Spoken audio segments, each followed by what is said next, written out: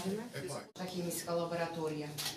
Значи, за понатамошна анализа и сето она кое што доаѓа едно шише, на пример, во хемиска лабораторија и едно шише во микробиологија. Зашто според законската рамка, примероците и пакувањето на примероците треба да биде одделно. Посебни услови на земање има одделот за микробиологија, посебни услови на земање има одделот за хемија. Од извориштата и сега примероците кои што влегуваат во хемиската лабораторија. И наредниот инструмент е новскиот хроматограф.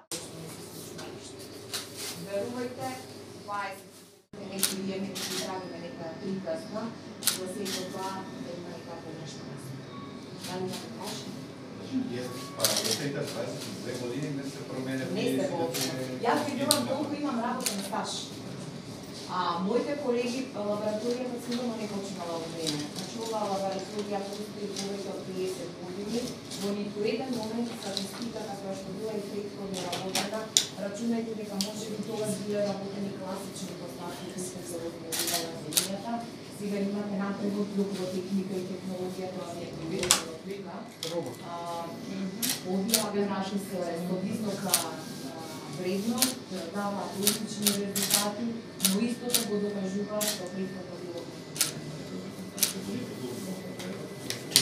Не, лабораторијата е 30 години, 22 години е моето работно искуство е долго и покажува без промена.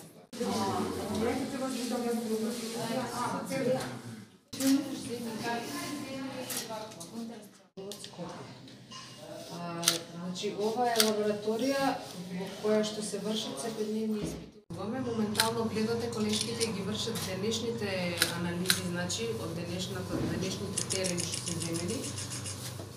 Пакувањето примероците одат на 48 часа инкубација од инкубатора тамо. Лабораторија е малку посовремена и пософистични води и евентуално доколку негдека ни се појави раст на тие површински отпадни води и води на дворешни клиенти, да речем.